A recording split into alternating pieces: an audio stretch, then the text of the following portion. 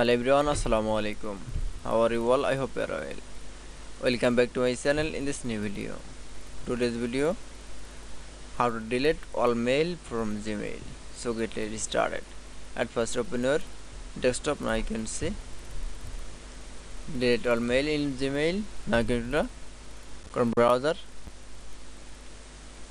Now you can see then show the new interface. Now going to the Gmail option. Now you can see then I open the Gmail. Now choose from mail in the delete. Now select from all mail. Now select from all. Now you can see then we going to the delete option. Now select. That's loading. Then again select from all. Now click from delete. That it.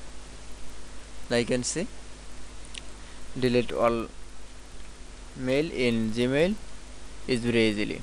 I hope to enjoy the video. Please like, comment, share and subscribe my channel.